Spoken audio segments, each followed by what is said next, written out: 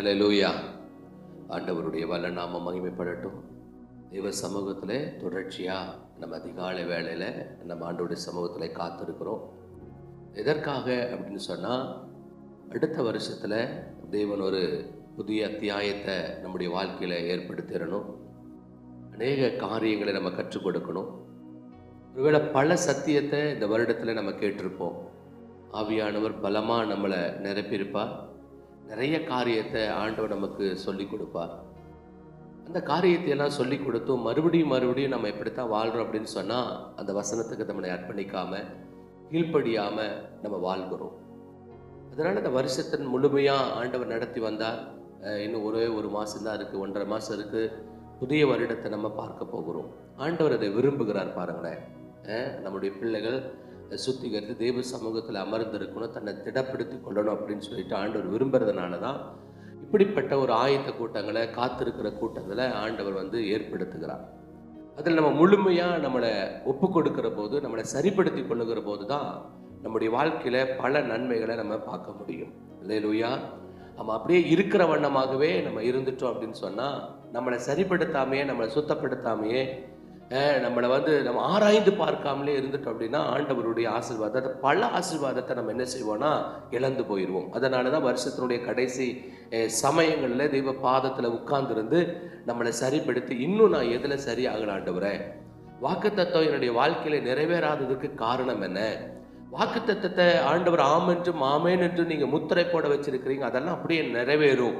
நீங்கள் சொல்லியிருக்கிறீங்க, மழை இந்த பூமியை நனைச்சி எப்படி ஒரு மாற்றத்தை உண்டாக்குறதோ அது போல இந்த வார்த்தை என் வாழ்க்கையை மாற்றத்தை உண்டாக்கக்கூடியது அல்லவா அப்படின்னு சொல்லி எழுதி வச்சிருக்கிற போது, இந்த வார்த்தை ஏன் வாழ்க்கையில் நிறைவேறலை, இன்னும் குறைவுகளில் இருக்கிறோமே, இன்னும் ஆண்டவரை துக்கப்படுத்தவளாக இருக்கிறோமே அப்படிங்கிற அந்த காரியத்தை நம்ம ஆராய்ந்து தேவ சமூகத்தில் உட்கார்ந்துருக்கிற போது தான் நம்ம எங்கே தவறணும் அப்படின்னு நம்மளுக்கு தெரியும்.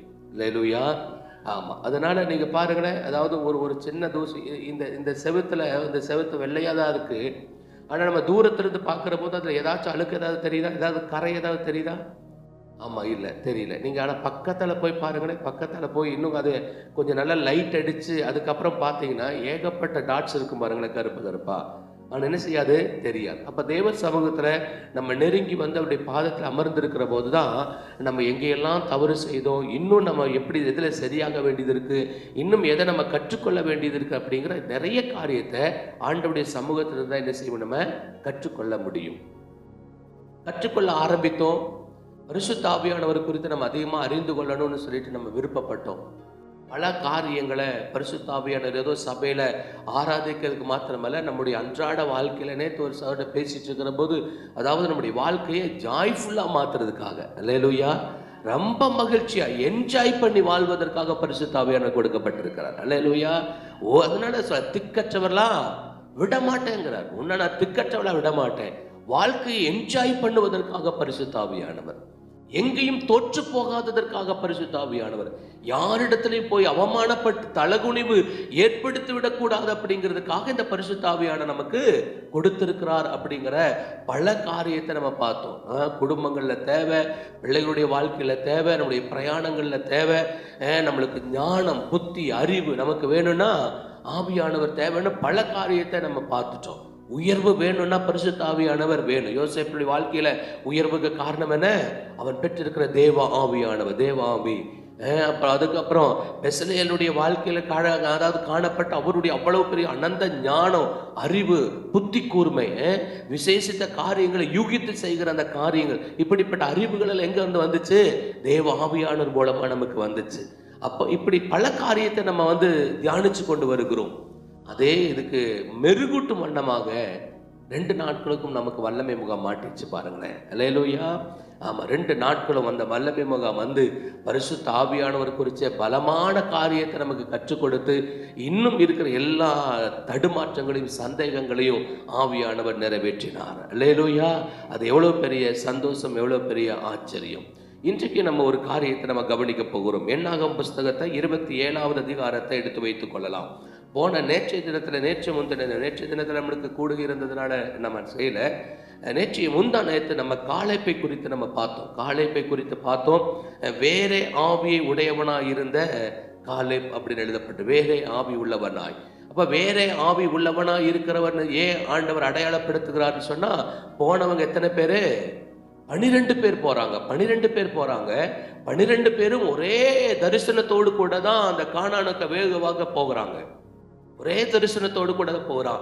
ஒரே தலைவனுடைய வழிநடத்துல தான் போறாங்க. ஒரே தலைவன் சொல்லி என்ன செய்றாரு? அனுப்புகிறார். எங்க போகணும்? ஒரே ஒரு நோக்கத்தோடு கூட போறாங்க. வேவாக்கணுங்கிற நோக்கத்தோடு கூட போறாங்க. போய் ஒரே காட்சியை தான் பார்க்கறாங்க. 12 பேரும் ஒரே காட்சியை தான் பார்க்குறாங்க. இந்த 10 பேருக்கு ஒரு மாதிரியான காட்சியும், இந்த 2 பேருக்கு ஒரு மாதிரியான காட்சி இல்லை. இந்த 12 பேரும் ஒரே காட்சியை பார்க்குறாங்க. ஒரே மக்களை பார்க்குறாங்க. ஒரே சூழ்நிலைகளை பார்க்குறாங்க. ஒரே தேசத்தை பார்க்குறாங்க. இதெல்லாம் பார்த்துட்டு வந்ததுக்கு பிற்பாடு இங்கே வந்து ரிப்போர்ட் வர அவங்க வந்து அதாவது எல்லாம் சேர்ந்து தான் அங்கே விளைகிற அந்த பழங்களை கட் பண்ணுறாங்க. அங்கே இருக்கிற தானியங்களை கொஞ்சம் எல்லாம் எடுத்துகிட்டு வந்து செய்கிறாங்க. அங்கே இருக்கிற சில உச்சிதமான பொருள்களை எடுத்துகிட்டு வந்து இந்த தேசத்தில் இதெல்லாம் பார்த்தோம் அப்படின்னு எல்லாரும் சேர்ந்து என்ன செய்றாங்க? ஆமா, அந்த திராட்சை கொலைகளையும் அங்க இருக்கிற சில கனி வகைகள் எல்லாத்தையும் எடுத்துட்டு வந்து ஒட்டுக்காத மறுபடியும் ஒட்டுக்காத வருகிறாங்க. ஒரே காரியத்தோடு கூட தான் வருவாங்க. நான் ரிப்போர்ட் பண்ணணும் அப்படிங்கிற அது ஒரே சிந்தனையோடு கூட தான் அந்த யோசுவாவுக்கு முன்னால வந்து நிற்கிறாங்க. ஆனா வந்து இப்ப வாய்களை திறந்து பேசுகிற போது 10 பேருடைய வார்த்தைகள் வித்தியாசமா இருக்கிறது. 2 பேருடைய வார்த்தைகள் வித்தியாசமா இருக்கிறது. எங்க கோளாறு நடந்துச்சு? எல்லாரும் ஒரே தலைவனால வழிநடத்தப்பட்டீங்க. ஒரே நோக்கத்தால் கூட போனீங்க. ஒரே காட்சியை பார்த்தீங்க. ஒரே மக்களை பார்த்தீங்க. ஒரே இனத்தவரை பார்த்தீங்க. எல்லாரும் சேர்ந்து தானே அவங்களுடைய ஆசீர்வாதத்தையும் பார்த்தீங்க. ஆண்டவர் எப்படி அந்த தேசத்தை ஆசீர்வதித்தாருங்கிறது எல்லாரும் ஒட்டுக்கா பார்க்குறாங்க. ஆனா இங்க வந்து ரிப்போர்ட் பண்ணுகிற போது மாத்திரம் 10 பேருடைய ரிப்போர்ட் வேற மாதிரி இருக்கு. 2 பேருடைய ரிப்போர்ட் வேற மாதிரி இருக்கு.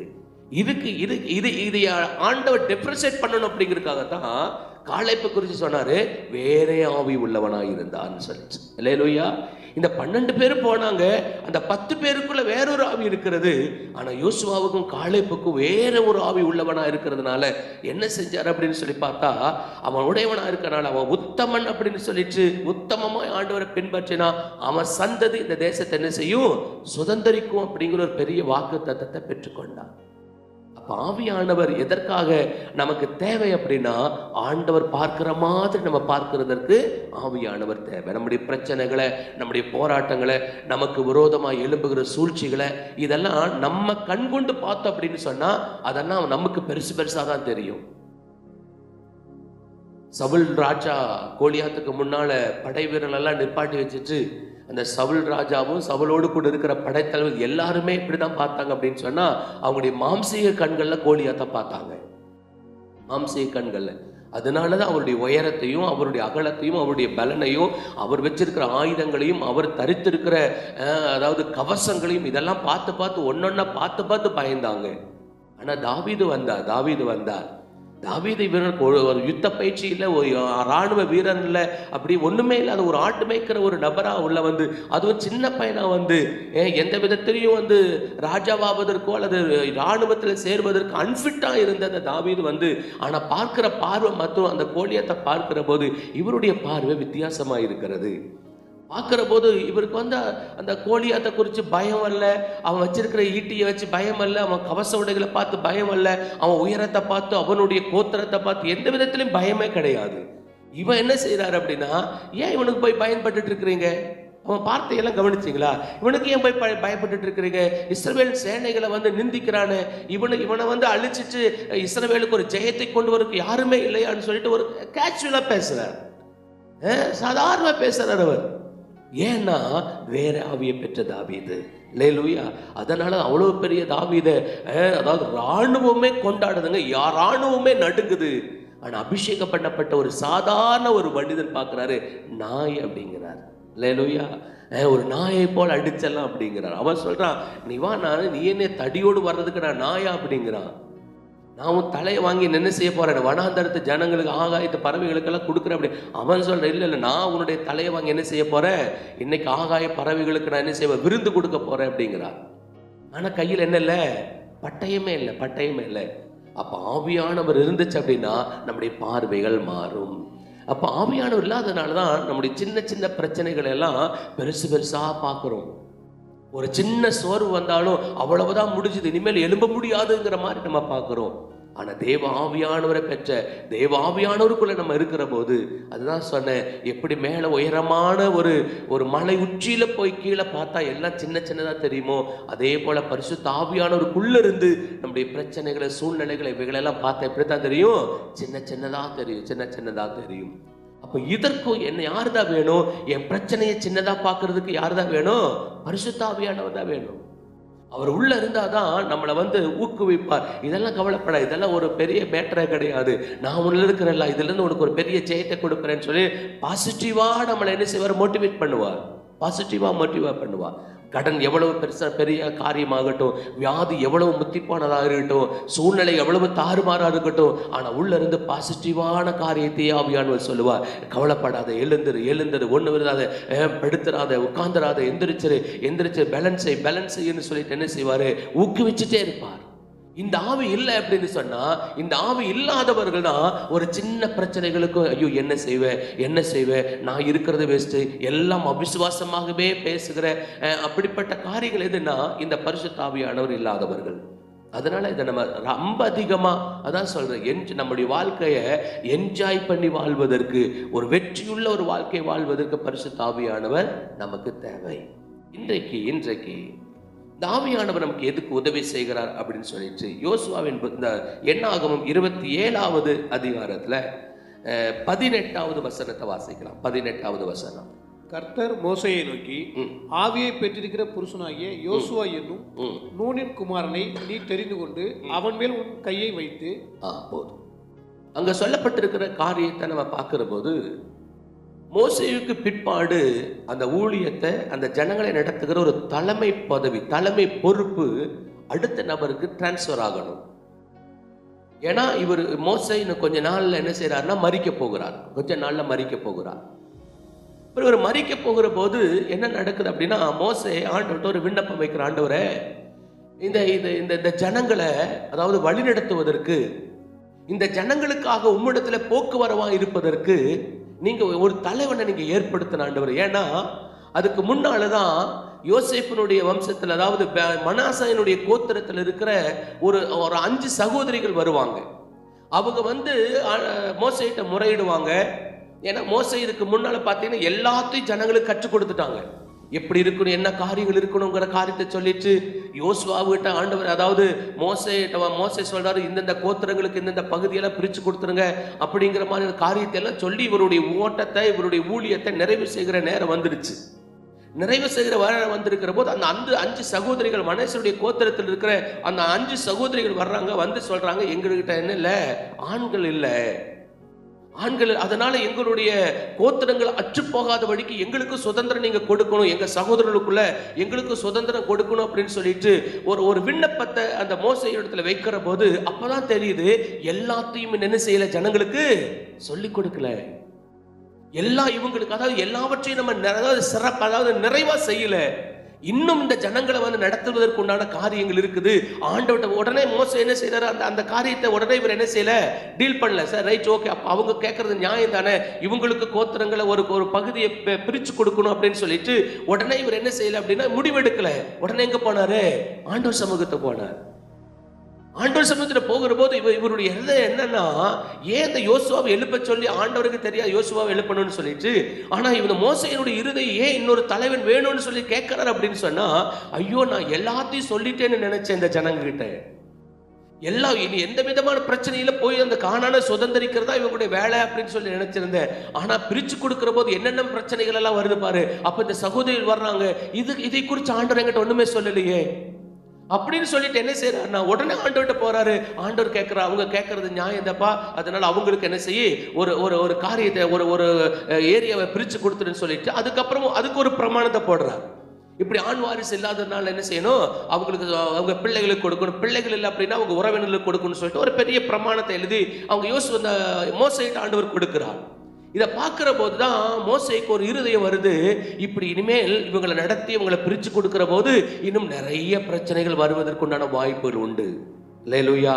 நிறைய காரியம் இருக்கும். அதனால ஆண்டவர்கிட்ட போய் என்ன செய்யணும், எனக்கு நான் எப்படி உங்களோடு கூட ஒவ்வொரு காரியத்துக்கு போக்குவரவா இருக்கிறனோ, எப்படி ஒவ்வொரு காரியத்தையும் உங்களுடைய ஜனங்களுக்காக உம்மிடத்துல கேட்டு கேட்டு ஒரு காரியத்தை சொல்றேனோ, அதே மாதிரி என்னை போலவே இன்னொரு மனிதன் நீங்க ஏற்படுத்துங்க ஆண்டவர்னு சொல்லுகிற போது, அப்பதான் ஆண்டவர் சொல்றாரு, அந்த ஆவியை பெற்றிருக்கிற கர்த்தர் மோசேயை நோக்கி, ஆவியை பெற்றிருக்கிற புருஷனாகி யோசுவா என்னும் நூனின் குமாரனை நீ தெரிந்து கொள் அப்படின்னு சொல்லுகிறார். அல்லேலூயா. ஏன்னா மோசே நம்முடைய வழக்கப்படி என்ன, மோசேக்கு பிற்பாடு யாரு தான் வந்திருக்கணும், நியாயப்படி யாரு தான் வரணும், அவனுடைய பிள்ளைகள் தானே வரணும், அவனுடைய பிள்ளைகள் தானே அந்த பொறுப்புகள்ல வரணும். இல்லைன்னா இன்னும் மிரியாம் என்ன உயிரோடு தான் இருக்கிறான், ஆரோன் மரிச்சு போயிட்டார், ஆனால் மிரியாம் இருக்கிறாங்க, அவங்க சொந்தக்காரங்கள் யாராவது வந்திருக்கணும். இப்படித்தான் நடக்கும் இந்த காரியங்கள்ல. ஆனா ஆண்டவர் சொல்றாரு, அதாவது யோசுவாவை அறிமுகப்படுத்துகிற போதே மோசேயின் ஊழியக்காரன் தான் அறிமுகப்படுத்து, மோசேயினுடைய வேலைக்காரன் தான் அறிமுகப்படுத்தி இருக்கிறது. ஆனா ஒரு நாள் இப்படி வேலைக்காரனுக்கு அடுத்த ஸ்தானத்தை என்ன செய்ய முடியாது, தர முடியாது, தர வேண்டிய அவசியமும் இல்லை. ஏன்னா அவங்களுடைய வழிகள், அவங்க எப்படி இருக்கிறாங்களோ அந்த அந்த அந்த என்ன கோத்திரமோ மோசேக்கு அடுத்தது எப்படிப்பட்ட அவங்க குடும்பத்தில் இருக்கிறவங்கள அவங்கள தான் நியமிக்கணும். ஆனா இங்க ஒரு பெரிய ஒரு மாற்றம் உண்டாகுது. ஒரு பெரிய ஊழியம், மோசே செய்த ஊழியம் மகத்தான ஊழியம், பெரிய ஊழியம், மகிமையான ஊழியம், என தேவ திட்டத்தை சரியா நிறைவேற்றுகிற ஒரு ஊழியம். இப்படி இருக்கிற போது இந்த ஊழியத்தினுடைய மகிமை, இந்த ஊழியத்தினுடைய ஸ்தானம் அடுத்தது யாருக்கு போகுது, அந்த தலைமைத்துவம் யாருக்கு போகுது அப்படின்னு சொன்னா, அங்க ஆண்டவர் பார்க்கிறாரு, இந்த மோசைக்கு பிற்பாடு ஒரு மனுஷனை நான் நடத்தணும், அதற்கு இந்த ஜனங்களை நடத்தணும், அதற்கு நான் ஒரு தலைவனை ஏற்படுத்தணும்னு சொன்னா, அவன் நல்ல திறமசாலியாகவோ அல்லது நல்ல ஹைட் அண்ட் வெயிட் ஆகவோ, நல்ல படித்தவனாகவோ, நல்ல ஞானம் உள்ளவனாகவோ, நல்ல யுத்த பயிற்சிகள் உடையவனாகவோ, இப்படியெல்லாம் இருக்கிற குவாலிபிகேஷன் ஆண்டவர் பார்க்காம, ஆண்டவர் பார்த்த காரியம் என்னன்னா, ஆவியை பெற்றிருக்கிற மனிதன். அல்லேலூயா. தேவாவியானவரை பெற்றிருக்கிற மனிதன், அவனுக்கு தான் என்ன கொடுக்கப்படுகிறதுனா, தலைமைத்துவம் கொடுக்கப்படுகிறது. அல்லேலூயா. அவ பரிசுத்த ஆவியானவர் எதற்கு தலைமைத்துவத்தை கொடுக்கணும், நமக்கு தலைமைத்துவத்துல வைக்கிறதற்காக பரிசுத்த ஆவியானவர் நமக்கு தேவைப்படுகிறார். அல்லேலூயா. ஏன்னா இன்னைக்கு அதாவது எல்லாத்தையும் எல்லாராலும் செஞ்சு விட முடியாது, எல்லாத்தையும் எல்லாராலும் செஞ்சு விட முடியாது. ஆண்டவர் தெளிவா சொல்லுகிறாரு, உனக்கு ஒரு தலைமைத்துவம் வேணும் அப்படின்னு சொன்னா, நம்ம நிறைய பேர் என்ன செய்யறோம்னா, உயர்வுக்காக காத்து இருக்கிறோம், அடுத்த ப்ரமோஷனுக்காக காத்திருக்கிறோம், அடுத்த உயர்வு வேணும், அடுத்த ஸ்தானம் வேணும் அப்படின்னு சொல்லி காத்திருக்கிறோம். ஒரு தலைமை பண்பு எனக்கு வேணும், எல்லாரையும் நடத்துகிற அப்படிப்பட்ட ஒரு தலைமை பண்பு எனக்கு வேணும். இல்ல குடும்பத்தில் என்னுடைய வேலை காரியத்துல கூட அந்த எல்லாம் ஒரு ப்ரமோஷன் அப்படிங்கிற மாதிரி எனக்கு அடுத்த லெவல் வேணும், அப்படிங்கிற அடுத்த பரிமாணத்தில் நான் போகணும் அப்படின்னு சொல்லிட்டு நம்மளை எல்லாத்தையும் நம்ம ஆயத்தப்படுத்துகிறோம். நம்முடைய படிப்பை உயர்த்துகிறோம், நம்முடைய ஞானத்தை பெருக்கிக் கொள்ளுகிறோம். இன்னும் நிறைய விதமான ஜிகே கொஸ்டின்ஸ்ல நிறைய பார்த்தீங்கன்னா நிறைய காரியத்தை நம்மளை இன்டெலிஜென்ட் பண்ணிக்கிறோம், நிறைய காரியத்தை அறிந்து கொள்ளுகிறோம். ஆண்டவர் சொல்றாரு, உனக்கு அடுத்த ப்ரமோஷன் உனக்கு வேணும்னா, அடுத்த தலைமை பகுதி வேணும்னு சொன்னா, உனக்கு என்ன குவாலிஃபிகேஷன் இருக்குதோ இல்லையோ, பரிசுத்த ஆவியானவர் மட்டும் பெற்றுக்கொள்ளணும்னு விரும்புகிறார். அல்லேலூயா. அந்த பரிசுத்த ஆவியானவருடைய நிறைவை பெற்றுக்கொண்டா நம்முடைய உயர்வை ஒரு ஆளும் தடுக்க முடியாது. அல்லேலூயா. உங்களுக்கு தெரியுமா, இந்த பரிசுத்த ஆவியானவர் அதாவது அப்பாத்தோரை அப்படிங்கிற ஒரு ஊழியக்காரர் இருந்தார். அவர் பேசின நிறைய மெசேஜ் கேட்டிருக்கான ஒரு வார்த்தை மாத்திரம் எனக்கு இன்னும் இருதயத்தில் இருக்கிறது. அவர் பேசுகிற ஒரு மோசையை பார்த்து எல்லா ஜனங்களும் அடிக்கடி முறுமுறுத்துட்டு இருந்தாங்க, எல்லாரும் முறுமுறுத்துட்டு இருந்தாங்க. எதுக்கு எடுத்தாலும் முறுமுறுப்பாங்க, எதுக்கு எடுத்தாலும் மோசையை கோவப்படுத்துவாங்க, மோசையை எதுக்கு எடுத்தாலும் மோசையை மனமடி உண்டாக்குவாங்க, எதிர்த்துட்டே இருப்பாங்க, முறுமுறுத்துட்டே இருப்பாங்க. ஆனா யோசுவா சார்ஜ் எடுத்ததுக்கு பிற்பாடு ஒரு மனுஷனும் வாயை திறக்கல அப்படிம்பார், ஒரு மனுஷனும் வாயை திறக்கல. ஏன் தெரியுமா, மோசையினுடைய கையில் இருக்குது கோல், யோசுவாவுடைய கையில் இருக்குது பட்டயம் அப்படின்னாரு. எவ்வளவுதான், எவனாச்சும் வாயை திறந்தான்னா போட்டுருவார் பாருங்களேன். அப்ப அதுக்கு அவர் சொல்லுவார், அந்த காரியத்துல மோசையினுடைய கையில கோல் இருக்கனால எல்லாம் வாழாட்டினானுங்க. ஆனா யோசுவாவுடைய காரியத்துல ஓராள் என்ன செய்யல, முறுமுறுக்கல, பயங்கரமான யுத்த வீரனா இருந்த அவன் கையில பட்டயம் இருந்தது அப்படிங்கிறார். ஆரம்பத்தில் இந்த யோசுவாவை அறிமுகப்படுத்துகிற போது மோசையின் ஊழியனாக, மோசையின் பணிவிடைக்காரனாகிய ஊழியக்காரனாக இருக்கிற யோசுவா அப்படின்னு வரும். கடைசியில முடிக்கிற போது தேவனுடைய மனுஷனாகிய யோசுவான்னு வரும் பாருங்களேன், மாத்திடுவார் அந்த காரியத்தை. அப்போ இன்றைக்கு ஆவியானவர் நமக்கு என்ன காரியத்தை கற்றுக் கொடுக்கான்னா, உனக்கு தலைமைத்துவம் வேணுமா, உனக்கு அடுத்த உயர்வு வேணுமா, அடுத்த ப்ரமோஷன் வேணுமா, பரிசுத்த ஆவியானவர் மஸ்ட்ங்கிறார். அல்லேலூயா. இந்த பரிசுத்த ஆவியானவர் யாருமே எதுவுமே சொல்லல, எதுவுமே சொல்லலை. அவங்க அந்த காரியத்தை யோசுவா புஸ்தகத்தில் நீங்க படிச்சீங்க அப்படின்னா, யோசுவா புஸ்தகத்தை எடுக்கலாம்.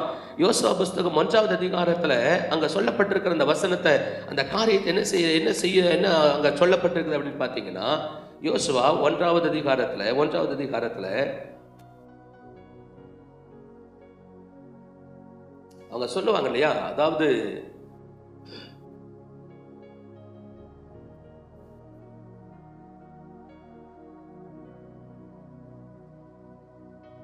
ஜனங்கள் சொல்லுவாங்க, நீ காரியத்தை நடப்பி உங்களோடு கூட நாங்க இருக்கிறோம் அப்படின்னு சொல்லிட்டு ஒரு ஒரு வசனம் வரும்.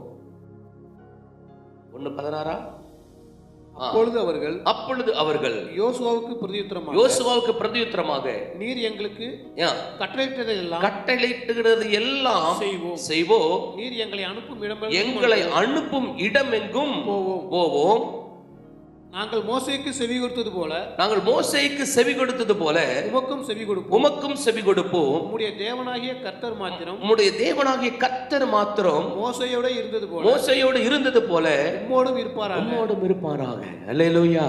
அங்க என்ன ஜனங்கள், அதாவது இந்த தலை, ஏன்னா இன்னைக்கு பாருங்களேன், நம்முடைய குடும்பத்துல ஆனாலும் சரி, நம்முடைய வேலை ஸ்தலத்துல ஆனாலும் சரி, ஏதாவது ஒரு உயர்வு வந்துச்சு அப்படின்னு சொன்னா, நம்முடைய சபார்டினேட்டர் நம்மளுடைய ரேஞ்சில் இருப்பாங்கல்ல, அவங்க சும்மா இருப்பாங்களா? அதென்ன அவங்களுக்கு கொண்டு போய் இந்த பதவி கொடுத்துருக்கீங்க, இவங்களுக்கு போய் இந்த உயர்வு கொடுத்துருக்கிறீங்க, இவங்களுக்கு இந்த காரியங்கள் தேவையா? ஏன் இவங்களை விட திறமையானவர்கள் இல்லையா? இவங்களை விட படித்தவங்க இல்லையா? இவங்களை விட அனுபவசாலிகள் இல்லையான்னு சொல்லி பல முறுமுறுப்புகள் வருமல்ல. சும்மா ஒரு ப்ரமோஷனை, சும்மா ஒரு பதவி உயர்வை கிடைச்சிட முடியுமா? நமக்கு நல்லா புரிஞ்சுக்கொள்ளுங்க. கிடைச்சிரும். ஒரு தலைமை பதவி கிடைச்சிருமா? ஒரு சாதாரண சபையில கூட ஒரு மனிதர் என்ன செய்வோம், ஏதாவது ஒரு காரியத்துல பயன்படுத்திட்டு அதுக்கு கூட என்ன வருது? ஆமா, முறுமுறுப்பு வருது. இது இப்படி பண்ணிட்டாங்க, அப்படி பண்ணிட்டாங்கன்னு சொல்லி வருது. 32 லட்சம் ஜனங்களை வழி நடத்துகிற ஒரு பெரிய பொறுப்பு மோசேக்கு பிற்பாடு யோசுவாவுக்கு டிரான்ஸ்பர் ஆகுது. ஒரு ஆளும் முறுமுறுக்கல. அல்லேலூயா. பரிசுத்த ஆவியானவர் நமக்குள்ள இருந்துட்டா நம்மளை ஆண்டவர் உயர்த்துகிற உயர்வு, ஆண்டவர் கொடுக்கிற தலைமை பதவிக்கு ஒரு மனிதனும் வாயை அசைக்க மாட்டாங்க. அல்லேலூயா. ஒரு மனிதனும் தன்னுடைய குதிங்கால தூக்க மாட்டாங்க. ஏன்னா கர்த்தர் அவங்களோடு கூட இருக்கிறார் என்கிற ஜனங்களுக்குள்ள அப்படிப்பட்ட ஒரு பயம் வந்திருக்கு பாருங்களேன். அவர் என்ன சொல்றாரு அப்படின்னு சொன்னா, அப்பொழுது யோசுவாவுக்கு பிரதியுத்தரம், நீ எங்களுக்கு கட்டளையிடுகிறது எல்லாத்தையும் செய்வோம். நீ எங்கெல்லாம் அனுப்புறீங்களோ அங்க எல்லாம் போவோம் யோசுவா, நீ ஒண்ணு கவலைப்படாத, காரியத்தை என்ன செய்யுங்க, நடப்பீங்க அப்படிங்கிறாங்க, உற்சாகப்படுத்துறாங்க. ஒரு சாதாரண ஒரு சின்ன உயிர்வு வந்துட்டாவே நம்ம கூட இருக்கிறவர்களுக்கு பராமையா இருங்க. கூட இருக்கிறவங்க ஒத்துழைக்க மாட்டாங்க. அவங்க பேச்சுல வித்தியாசம் தெரியும். மாதிரி பேச மாட்டாங்க. நல்லா புரிஞ்சுக்கொள்ளுங்களேன். பரிசுத்த ஆவியானவர் இருக்கிறதுக்கும் பரிசுத்த ஆவியானவர் இல்லாததுக்கும் இருக்கிற வித்தியாசத்தை ஆவியானவர் பேசிட்டு இருக்கிறார். நீங்க பரிசுத்த ஆவியானவர் ஏதோ நம்ம கிறிஸ்தவங்களா இருக்கிறோம் அதனால நமக்கு பரிசுத்த இல்ல. நமக்கு ஒரு உயர்வு வருகிற போது நம்ம கூட இருக்கிற அத்தனை பேரும் சப்போர்ட் பண்ணணும் அப்படின்னு சொன்னா பரிசுத்த ஆவியானவர் நமக்கு தேவையா இருக்கிறார். அல்லேலூயா. பரிசுத்த ஆவி வேணும். யோசுவா அந்த சார்ஜ் எடுத்ததுக்கு பிற்பாடு ஜனங்கள், நீ எங்களை அனுப்பினாலும் போறையா, நீ என்ன காரியத்தை சொன்னாலும் அதை செய்கிறோம், நீ காரியத்தை எடுத்து நடப்பீங்க. அப்ப இப்படிப்பட்ட ஒரு ஒத்தாசை வரணும்னா நமக்குள்ள அந்த பரிசுத்த ஆவியானவருடைய அபிஷேகம் நிறைப்பப்பட்டிருக்கிறவளா இருக்கணும். ஆமா, நமக்குள்ள சொன்னால நேத்து நம்ம உடன்படிக்கை பட்டியா இருக்கிற, உடன்படிக்கை பட்டிக்குள்ள இருக்கிற அந்த ஆரோனுடைய கோலும் நியாயப்பிரமாண புஸ்தகம் மன்னாவும் எல்லாமே இயேசுவாதான் இருக்குது. எல்லாமே இயேசு. அந்த இயேசு நமக்குள்ள இருக்கிறாரு. அந்த இயேசு இப்ப ஆவியானவராய் செயல்பட்டு கொண்டிருக்கிறாரு. விட்டுறாதீங்க. ஆமா, ஏன்னா நம்முடைய உயர்வு, நம்ம அடுத்த ஸ்தானத்துக்குள்ள போறோம். எல்லாரும் பார்த்து முறுமுறுக்கிறாங்க, யாரும் எனக்கு பிடிக்க மாட்டேது, எல்லாரும் என்னை வெறுக்கிறாங்க, ஏதாவது செஞ்சாலும் குற்றம் கண்டுபிடிக்கிறாங்க. அப்படியெல்லாம் இருந்தீங்கன்னா ஒரே ஒரு காரியம், பரிசுத்த ஆவியானவர் நிரப்பப்பட்டு நீங்க அந்த காரியத்தை செய்கிற போது ஒரு மனிதன் நமக்கு விரோதமாய் வாய்களை திறக்க முடியாது. அல்லேலூயா. இயேசுவை சுத்தி எவ்வளவு காரியம் நடந்துச்சு. அவ வேற யாரும் நமக்கு உதாரணத்துக்கு வேண்டாம். இயேசு சாப்பிட்டா குற்றம் கண்டுபிடிச்சாங்க, தூங்கினா குற்றம் கண்டுபிடிச்சாங்க, சுகப்படுத்தினா குற்றம் கண்டுபிடிச்சாங்க, அவர் என்ன செய்தாலும் குற்றம் பிரசங்கம் பண்ணினாலும் குற்றம் கண்டுபிடிச்சாங்க. பாருங்களேன், அற்புதம் செஞ்சாலும் குற்றம் கண்டுபிடிச்சாங்க. இயேசு இந்த பூமியில் இருக்கிற போது ஒரு நாளும் அவர் என்கரேஜ் பண்ற மாதிரி யாருமே காணும். கூட இருக்கிறவர்களும் கூட என்ன செய்தார், அவர்களை புரிந்து கொள்ளாம இப்படிப்பட்டவர்களோடு கூட தான் அவர் 3.5 வருஷம் ஊழியம் செய்தார். ஆனா இயேசு எங்கேயாச்சும் சோர்ந்து போனாரா? ஏசுங்க என்னடா எப்ப பார்த்தாலும் இவங்க வந்திருக்காங்க, இனிமேல் வேண்டாப்பா அப்படிங்க ஏதாவது சொல்லுவானரா? இல்லை. ஏன்னா அவர் பரிசுத்த ஆவியால் நிரப்பப்பட்டவராய் இருந்தார். அல்லேலூயா. இவரோட உயர்வை தடுக்க முடியல, ராணுவம் தடுக்க முடியலைங்க, ரோம பேரரசு தடுக்க முடியல. அவனுடைய இருதயமே ஒரு பிலாத்து சொல்றாரு, நான் உன்னை விடுதலை ஆக்குவதற்கு எனக்கு அதிகாரம் இருக்குது, உனக்கு சிறைச்சாலை போடுறதுக்கு, உன்னை கொலை செய்வதற்கும் விடுதலை செய்வதற்கும் எனக்கு அதிகாரம் இருக்கு சொன்ன உடனே அங்க கூட ஆண்டவர் என்ன செய்யல? ஆண்டவர் பயப்படல. பரலோகத்திலிருந்து கொடுக்கப்பட்டாலுடைய என் மேல உனக்கு எந்த அதிகாரமும் கிடையாதுன்றார். ஏரோது அதே மாதிரி தான். ஏரோதனுடைய காரியங்களை பார்க்கிற போது ஏரோது உங்களை கொலை செய்வதற்கு தேடுறான் அப்படி இப்படி சொல்லுகிற போது ஆண்டவர் தைரியமா சொல்லுறார், இன்னைக்கும் நாளைக்கும் நான் ஆண்டவருடைய ஊழியத்தை நிறைவேற்றணும், அதனால என்னை ஒண்ணு செய்ய முடியாது, போய் அந்த நரிக்கு போய் சொல்லு அப்படிங்கிறார். அப்ப அந்த தைரியம், அந்த உற்சாகம் இது எங்க வருதுன்னா, எதன் மூலமா வருதுன்னா, அந்த பரிசுத்த ஆவியானவரால் நிரப்பப்படுகிற போது அந்த காரியங்கள் வருகிறது. அதனால உங்களுக்கு அடுத்த தலைமை பதவி, ஒரு தலைமைத்துவம் நமக்கு தேவை அப்படின்னு சொன்னாலும், நம்முடைய தலைமைத்துவத்தில் உயர்த்தப்படுகிற போது எந்த மனிதனும் வாய்களை திறக்க முடியாதபடிக்கு ஆண்டு நம்மளை ஈஸி, அதாவது விடுதலையோடு கூட அந்த தலைமை பதவியை நடத்துவதற்கு உண்டான அந்த கிருபைகள், அந்த பலன் எல்லாம் எங்கிருந்து வருதுன்னா பரிசுத்த ஆவியானவர் மூலமாய் வருகிறது. அல்லேலூயா. அதனால நீங்க பரிசுத்த ஆவியானவரால் நிரப்பப்படுகிற போது பல நன்மைகள் உண்டு. அந்த நன்மைகள்ல இதுவும் ஒரு நன்மை, நம்முடைய தலைமைத்துவத்துக்கு அதை ஆயத்தப்படுத்துகிறதா இருக்கிறது. அடுத்த தலைமைத்துவத்தை நமக்கு பெற்றுக் கொடுக்கிறதா இருக்கிறது. அடுத்தது தலைமைத்துவத்தை பெற்றுக்கொள்ளுகிறது பெரிய காரியம் கிடையாது, எப்படியாவது தலைமைத்துவத்தை பெற்றுக்கொள்ளலாம். ஆனால் அந்த தலைமைத்துவத்தில் உட்கார்ந்து இருக்கிற போது மற்ற நபர்களோடு கூட இருக்கிற அந்த ஒத்துழைப்பு கிடைக்கணுமே, இதுதான் பெருசு, இதுதான் பெருசு. அப்ப நம்ம ஆவியானவருடைய துணையோடு கூட அங்க கொண்டு போய் உட்கார வச்சுட்டா அத்தனை பேரும் என்ன செய்வாங்க? நமக்கு ஆதரவாக இருப்பார்கள். அல்லேலூயா. மோசே ஆண்டவர் யோசேப்பு ஆண்டவர் உயர்த்தி என்ன செஞ்சாரு? பார்வோனுக்கு அடுத்த சிங்காசனத்துல உட்கார வச்சார். பார்வோனே கட்டளை கொடுக்கிறாரு, உன் வாக்கின்படி இல்லாம என்ன செய்யக்கூடாது, ஒருவனுக்கு கையையும் காலையும் மாட்டக்கூடாதுங்கிற. எவ்வளவு பெரிய மகிமை பாருங்களேன். ஆவியானவரை பெற்றிருக்கிற அதனுடைய அந்த கணம் தான், அந்த கணம் தான். உன்னுடைய கட்டளையின்படிதான் என்னுடைய எகிப்து தேசமே நடக்க போகுதுப்பா. நீ சொல்லாம எவனும் கையையும் காலையும் ஆட்டக்கூடாது அப்படின்னு சொன்ன எவ்வளவு பெரிய கணம் எப்படி வந்துச்சு? ஆவியானவருடைய துணையினால. அதனால உங்களுடைய ஆவியானவரை என்ன செய்யுங்க, ஒவ்வொரு நாளும் நீங்க அதாவது அனுபவிங்கன்னு சொல்லுகிறோம். 15 நாள் ஆயிருச்சு, 15 நாள் ஆயிருச்சு. உங்களுடைய பேச்சில் வித்தியாசத்தை பார்த்துருக்கணும், உங்கள் நடவடிக்கையில் வித்தியாசத்தை பார்க்கணும், உங்களுடைய வாழ்க்கையில் பார்க்கணும். ஒரு ஏக்கம் வந்திருக்கணும். இல்லை இவ்வளவு நன்மைகள் இருக்கிற அந்த ஆவியானவரை எனக்குள்ள நான் வச்சு என்ன செய்ய போகிறேன், நான் இன்னும் அதிகமாக அனல் முட்டி கொள்ள போகிறேன், இன்னும் அதிகமாக அவர் ஆப்ரேட் பண்ண போகிறேன் அப்படிங்கிறத நீங்கள் புரிந்து கொள்ளணும்னு நான் விரும்புகிறேன். அதனால நான் சேஞ்ச் ஆகணும். நேற்று கூட பேசிட்டு இருக்கிற பாஸ்டர் பரிசுத்த ஆவியானவரை எப்படி கண்டுபிடிக்கிறது, ஒரு மனிதனுக்குள்ள பரிசுத்த ஆவியானவர் இருக்கிறார் அப்படிங்கிறத எப்படி கண்டுபிடிக்கணும்? அவன் சுபாவம் மாறி இருக்கும். அல்லேலூயா. அவன் பேச்சு மாறும், அவன் நடவடிக்கை மாறும். அது மாறி இருந்தாதான் உண்மையா ஆவியானவரால் நடத்தப்படுகிறாங்கன்னு அர்த்தம். அப்படி இல்லை, எதுவுமே மாற்றமே இல்லை. ஆனால் சபையில் ஆராதனை பண்ணுற நல்ல அபிஷேகத்தில் நிறையிறாங்க, ஆவியானவரை பெற்றுக்கொண்டு அப்படிங்கிற மாதிரிலாம் இருக்கிறாங்க அப்படின்னு சொன்னால் உடனே அவங்க ஆவியை நம்ம செக் பண்ண வேண்டியது அவசியமாக இருக்கிறது. அல்லேலூயா.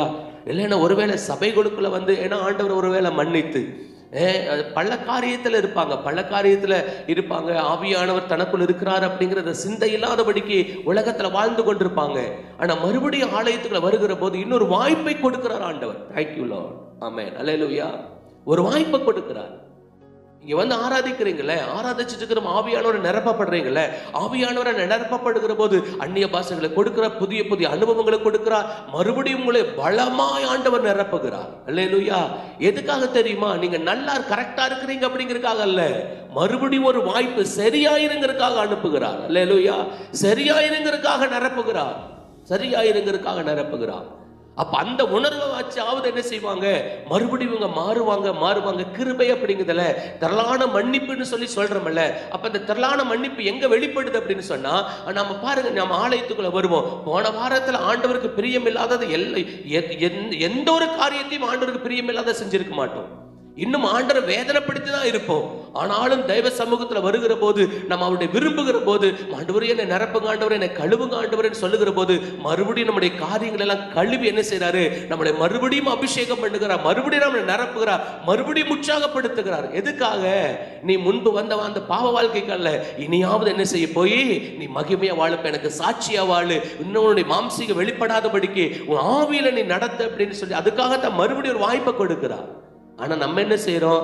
இங்க வந்து நிரம்பிட்டு அந்நிய பாஷையில பேசிட்டு ஆண்டவர்கிட்ட களி கூர்ந்துட்டு நம்ம நிறைய பேர் கூட இருதயம் என்ன அப்படின்னா, நம்ம பர்ஃபெக்டா இருக்கிறோம்னு அர்த்தம். பர்ஃபெக்டா இருக்கிறதுக்காக ஆண்டவர் கொடுக்கல, பர்ஃபெக்ட் ஆகிறதுக்காக கொடுக்கிறார் ஆவியானவர். அல்லேலூயா.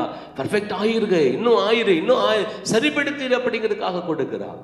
இதெல்லாம் ரொம்ப ஜாக்கிரதையா நம்ம வாழ வேண்டியது அவசியமா இருக்கிறது. அல்லேலூயா. அதனால பரிசுத்த ஆவியால் நிரப்பப்படுகிறோம், ஆலயத்துல வந்து நிரப்பப்படுகிறத வச்சு உங்களுடைய வாழ்க்கையினுடைய தரத்தை என்ன செஞ்சிடாதீங்க, நீங்க முடிவு பண்ணிடக்கூடாது. இது நல்ல வார்த்தை பாருங்களேன். ஆமா, சபையில வந்து எல்லாரும் ஆராதிக்கிறோம், எல்லாம் ஜெபம் பண்ணுகிறோம், நல்ல களி கூறுறோம், அபிஷேகத்தை நிரப்புகிறோம். அப்படி இருக்கிற போது ரைட், நான் கரெக்டா இருக்கேன்னு நினைக்காதீங்க. உங்க வீடுகள்ல, உங்க குடும்பங்கள்ல, நீங்க வசிக்கிற இடத்துல நீங்க எப்படி இருக்கிறீங்க அப்படின்னு பார்த்து அதுதான் உங்களுக்கு என்னது, ரியல் மேனா இருக்காங்கன்னா நிறைய பேர் சொல்லுவாங்க, ஒரு மனிதனை டெஸ்ட் பண்ணணும்னா அவனை தனிமையை வச்சு தான் என்ன செய்யணும் டெஸ்ட். அவனுடைய பரிசுத்தத்தை, அவனுடைய ஜெபஜீவியத்தை எல்லாத்தையுமே அவனுடைய தனிமையில வச்சு தான் அவனை என்ன செய்யணும், ஒரு மனுஷனை அவனை டெஸ்ட் பண்ணணும், அவனை எடை போடணும் அப்படிம்பாங்க.